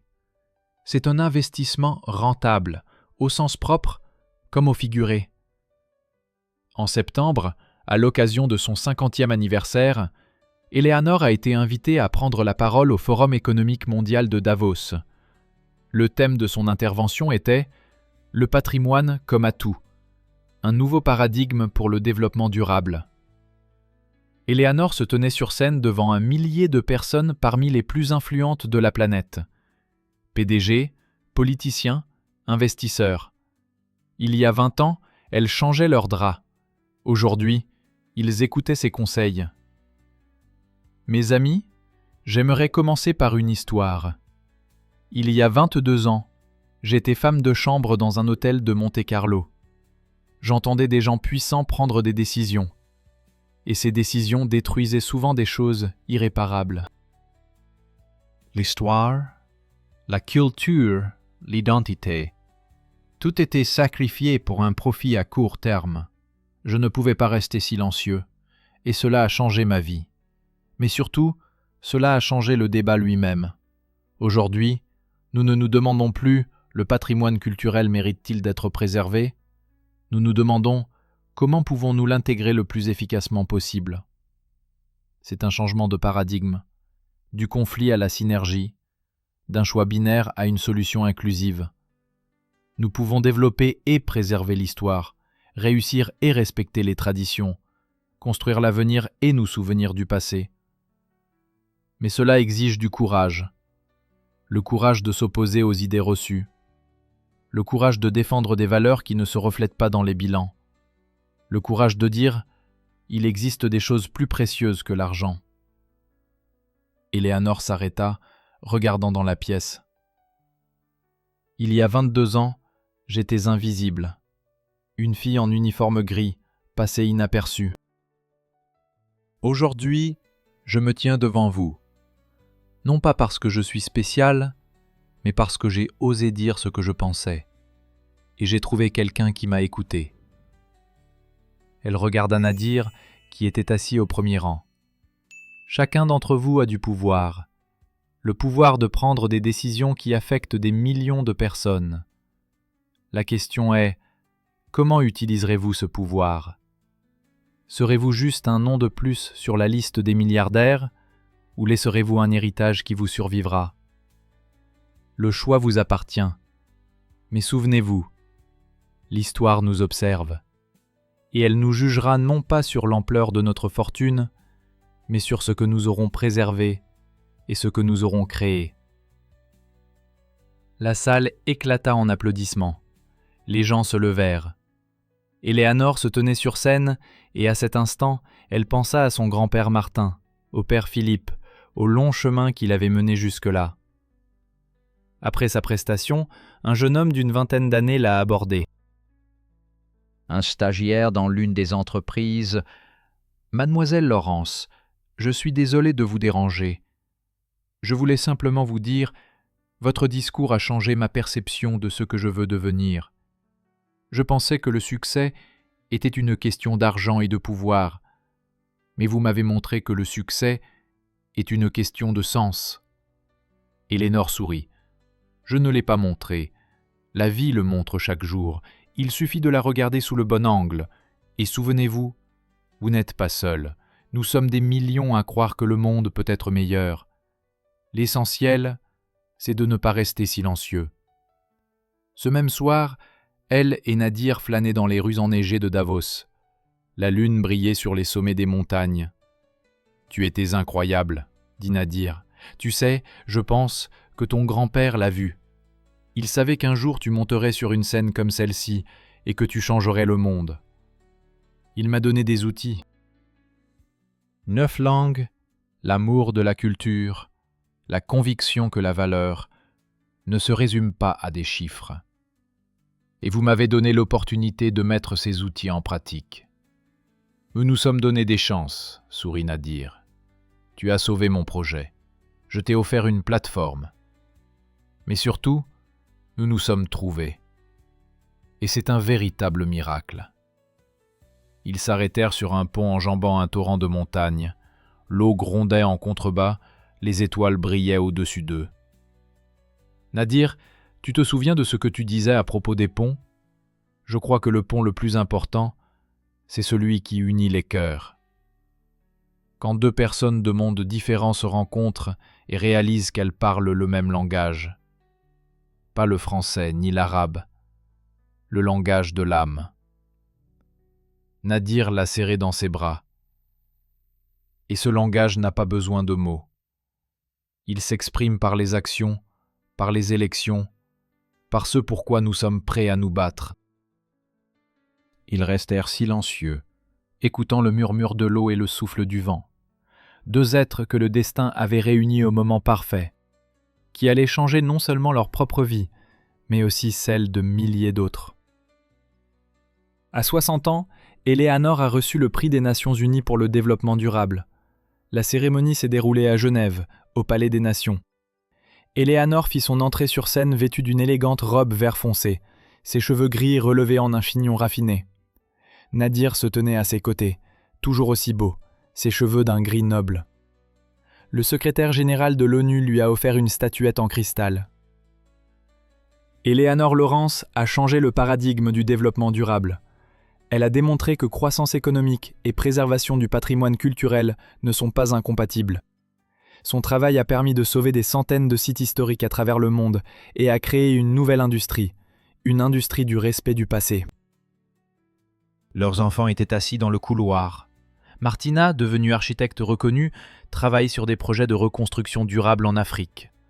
Philippe est économiste, spécialisé dans l'évaluation du patrimoine culturel. Karim, le Benjamin, étudie le droit international, avec une spécialisation en protection du patrimoine culturel. Eleanor les regarda et comprit. La chaîne était intacte. Ce que grand-père Martin avait commencé, en transmettant 9 langues et l'amour de la culture, se poursuivait. Les valeurs se transmettaient de génération en génération. Après la cérémonie, un journaliste a demandé « Mademoiselle Lawrence, si vous pouviez retourner à ce jour d'il y a 22 ans, à l'hôtel Grand Métropole, que vous diriez-vous à cette jeune fille en uniforme de femme de chambre ?» Eleanor pensa. « Je dirais, n'ayez pas peur de votre voix. N'ayez pas peur de ce que vous savez. Le monde est plein de gens qui parlent fort, mais ne disent pas la vérité. Soyez celui ou celle qui dit la vérité, même quand c'est effrayant, parce que c'est à ce moment-là qu'on a le plus besoin de vous. Et une dernière chose, je dirais, croyez au pont. Entre les langues, les cultures, les peuples, les époques, chaque fois que vous construisez un pont, le monde devient un peu plus petit, un peu plus chaleureux, un peu plus humain. Ce soir-là, de retour chez eux à Monaco, Eleanor et Nadir étaient assis sur leur terrasse préférée. En contrebas, le Grimaldi Palace, leur premier projet, leur symbole, brillait de 1000 feux. « Vous savez ce que je pense ?» dit Eleanor. « Si je m'étais tue il y a 22 ans, si je n'avais pas osé entrer dans cette salle de conférence, ma vie serait bien différente. » « La vie est faite de moments comme celui-ci, » répondit Nadir. « Des moments où l'on a le choix. Parler ou se taire. Agir ou attendre. Croire ou renoncer. Tu as fait le bon choix. Nous avons fait le bon choix. Ensemble. » Ils contemplèrent la mer, écoutèrent le bruit des vagues, sentirent la douce brise du sud. « Nadir, tu te souviens quand tu parlais d'héritage, de vouloir laisser une trace ? Je me souviens. Vous l'avez laissé, nous l'avons laissé. 120 bâtiments préservés, des milliers d'histoires sauvées, des millions de personnes qui comprennent désormais que le passé n'est pas un fardeau, mais un trésor. » Nadir lui prit la main. « Le plus grand trésor que j'ai trouvé, c'est toi. La fille aux 9 langues et au cœur unique. Un cœur assez grand pour contenir le monde entier. » Quelques années passèrent. Eleanor avait 65 ans lorsqu'elle décida d'écrire ses mémoires. Le livre s'intitulait « Les 9 langages de l'amour. Comment la culture m'a sauvé la vie ». Elle y racontait toute son histoire, de son grand-père Martin qui lui avait appris ses premiers mots en arabe, de son père Philippe qui avait perdu son entreprise et sa vie. De ces 4 années passées en uniforme de domestique, du moment où elle ne put plus se taire. De Nadir, qui avait entendu sa voix et avait tout changé. Le livre est devenu un best-seller. Non pas parce qu'il racontait une histoire de réussite, mais parce qu'il expliquait que la réussite se mesure non pas à l'argent, mais au sens qu'on donne à sa vie. Qu'il expliquait que le véritable amour, c'est lorsque 2 personnes partagent non seulement leur vie, mais aussi leurs valeurs. Qu'il expliquait que le passé et l'avenir ne sont pas ennemis, mais partenaires. Des jeunes du monde entier lui ont écrit des lettres. Votre livre a changé ma vie. Je pensais que le succès était une question d'argent et de carrière. Mais vous m'avez montré que le succès consistait à vivre en harmonie avec soi-même. Je travaille dans une entreprise où les chiffres sont primordiaux. Après avoir lu votre livre, j'ai trouvé le courage de proposer un projet de préservation de l'ancienne usine. Ils m'ont écouté. Ma grand-mère m'a appris les langues, tout comme votre grand-père vous les a apprises. Elle est décédée l'année dernière. Votre livre m'a aidé à comprendre le don qu'elle m'a laissé. Éléanore lisait chaque lettre avec émotion, car elle comprenait que son histoire n'était plus seulement la sienne. Elle était devenue l'histoire de tous ceux qui avaient un jour eu le sentiment que leur voix ne comptait pas, de tous ceux qui avaient eu peur de s'exprimer, de tous ceux qui cherchaient un sens à leur existence dans un monde obsédé par le profit.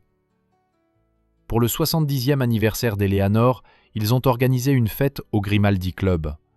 Tout le monde était présent, ses anciens amis, ses collègues, ses anciens élèves, les personnes dont elle avait sauvé les projets.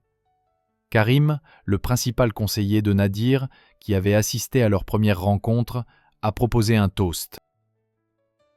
Il y a 28 ans, j'ai vu une jeune femme en uniforme de domestique entrer dans une salle de conférence et changer le cours de l'histoire. Pas seulement celui d'un projet, mais celui de notre conception des valeurs. Éléanore, merci pour votre courage, pour votre voix, pour nous avoir montré à tous que des miracles se produisent quand on prend la parole. Martina, la fille aînée, elle-même mère de 2 enfants, serra Éléanore dans ses bras. « Maman, je veux que mes enfants grandissent comme toi, courageux, intègres, aimant la beauté plus que l'argent. Tu es le meilleur exemple qu'ils puissent avoir. » Éléanore contempla sa famille, ses amis, le palais qui l'entourait, et à cet instant, elle comprit que le cercle s'était véritablement refermé. Elle a commencé sa vie dans l'invisibilité, une jeune fille sans relation, sans opportunité, sans voix. Ses seuls atouts étaient l'éducation que lui avait donnée son grand-père, la maîtrise de 9 langues, l'amour des cultures et la conviction de la valeur de la beauté. Et cela suffisait. Tard dans la soirée, une fois les invités partis, Éléanore et Nadir se retrouvèrent sur leur terrasse. Leur endroit préféré, d'où ils pouvaient contempler la mer, le palais et le monde entier qu'ils avaient transformé. « Éléanore, » dit Nadir doucement, « j'ai un cadeau pour toi. » Il sortit une enveloppe. À l'intérieur se trouvait une vieille photographie. Le palais Grimaldi le jour de leur première rencontre, abandonné et en ruine. J'ai gardé cette photo, pour me souvenir d'où nous venons, et celle-ci, dit-il en sortant une deuxième photo. Le palais aujourd'hui, resplendissant, plein de vie, entouré de gens heureux. Vous voyez la différence? Ce n'est pas qu'un simple bâtiment, c'est une métaphore de nos vies. Nous avons pris ce qui semblait être une ruine et nous l'avons transformé en quelque chose de beau, ensemble. Éléanore regarda les photographies et des larmes coulèrent sur ses joues. « Tu sais ce qui est le plus incroyable ?» murmura-t-elle. « J'ai toujours cru que je sauvais des bâtiments. Mais en réalité, ce sont eux qui m'ont sauvé. Ils m'ont donné un but. Ils m'ont donné toi. Ils m'ont offert une vie dont je n'aurais jamais osé rêver. » Nadir l'a serré dans ses bras. Grand-père Martin avait raison. La langue la plus importante à apprendre, c'est celle des valeurs. Vous la parlez parfaitement. Ils restèrent assis en silence, écoutant le bruit des vagues, sentant la brise nocturne venue de la mer. 2 personnes qui se sont rencontrées au moment le plus inopportun, dans le lieu le plus inopportun, et qui ont créé une histoire qui a changé le monde. En bas, au Grimaldi Palace, des lumières s'allumèrent.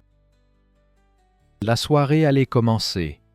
Un concert de musique de chambre pour les membres du club et leurs invités.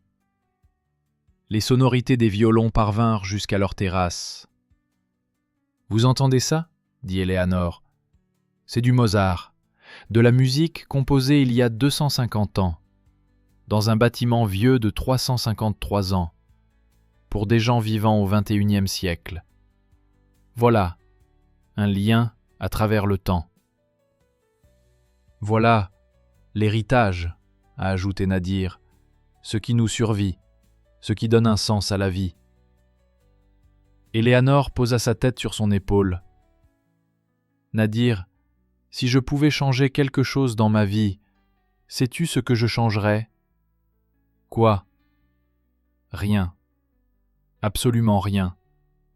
Pas même la douleur, pas même la perte, pas même ces 4 années en uniforme de bonne.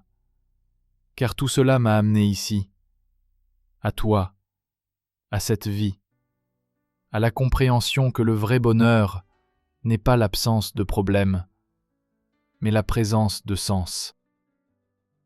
Ils s'embrassèrent sous les étoiles, au son de la musique de Mozart, sur la terrasse d'une maison bâtie sur des rêves et des principes.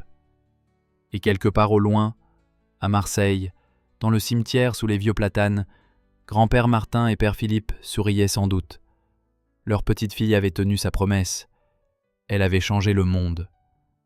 Un immeuble, une histoire, un pont à la fois. Et surtout, elle a montré à tous que la voix compte, qu'une seule phrase, prononcée au bon moment, peut tout changer. Que le courage de s'exprimer n'est pas le privilège de quelques-uns, mais le droit de chacun. 20 années passèrent. Éléanore avait 90 ans, Nadir 93. Ils vivaient toujours dans leur maison avec vue sur la mer, allaient toujours sur la terrasse admirer les couchers de soleil, se tenaient toujours la main comme au premier jour. Leurs 7 petits-enfants, merveilleux enfants, ont grandi dans un monde que leurs grands-parents avaient contribué à façonner. Un monde où le respect du patrimoine culturel était la norme, et non l'exception. Où les promoteurs immobiliers se souciaient non seulement du profit, mais aussi du sens donné à la vie. Où passé et futur étaient intimement liés. Le fonds Heritage Future Fund qu'ils ont fondé est devenu l'un des plus importants fonds de développement durable au monde. Leur modèle a été imité par des dizaines d'autres organisations. Le concept de capital émotionnel, développé par Éléanore dans sa thèse, a été enseigné dans des universités allant de Stanford à Tokyo. Mais pour Éléanore, rien de tout cela n'avait d'importance. Ce qui comptait, c'étaient les soirées sur la terrasse avec Nadir, les voix de ses petits-enfants jouant dans le jardin, et les lettres d'inconnus qui écrivaient « Votre histoire m'a inspiré à prendre la parole ». Un soir comme celui-ci, alors que le soleil se couchait sur la mer, peignant le ciel de teintes incroyables de rose et d'or, Éléanore dit doucement « Nadir, tu te souviens de nos vœux de mariage, en 9 langues ? Bien sûr que je me souviens, de chaque mot. Je les ai tous remplis. Je t'ai toujours aimé. J'ai été ton soutien. J'ai respecté tes racines. J'ai embelli nos vies. J'ai dansé avec toi même dans les moments difficiles. J'ai préservé notre foyer. J'ai chéri chaque instant. J'ai grandi à tes côtés. J'étais ton refuge dans la tempête. » Nadir pressa sa main contre ses lèvres. « Et j'ai accompli la mienne. Nous avons vécu cette vie pleinement, ensemble, dans un langage que nous seuls comprenions, le langage de l'amour et des valeurs. » Ils restèrent assis en silence, à regarder le soleil disparaître lentement à l'horizon. La mer scintillait d'or, le ciel miroitait de toutes les couleurs de l'arc-en-ciel, l'air embaumait le jasmin de la terrasse. C'était un de ces moments qu'on voudrait figer à jamais. Un moment de paix absolue, de bonheur absolu, de plénitude de vie absolue. En bas, au palais Grimaldi, les lumières se rallumaient. une nouvelle génération s'y réunissait pour parler de projets, de rêves, d'avenir, poursuivant l'œuvre entreprise par Éléanore et Nadir. Et cette chaîne ne sera jamais brisée, car les idées sont éternelles. Les valeurs se transmettent de génération en génération. Et l'amour, le véritable amour, fondé sur des principes et des rêves partagés, il survit au temps. L'histoire d'Éléanore Laurence est une histoire sur le pouvoir de la voix, sur le courage de s'exprimer qui peut changer le destin, sur le fait que l'éducation et la culture ne sont pas des luxes, mais des armes contre l'injustice, sur le fait que l'amour, fondé sur des valeurs partagées, est plus fort que n'importe quel obstacle. C'est l'histoire de 9 langues qui ont ouvert les portes du monde. L'histoire d'un grand-père qui a transmis à sa petite-fille bien plus que des mots, une véritable philosophie de vie. L'histoire d'un père dont la tragédie a nourri le combat. L'histoire de 4 années passées dans l'ombre qui l'ont préparé à la lumière. Et surtout, c'est l'histoire de miracles.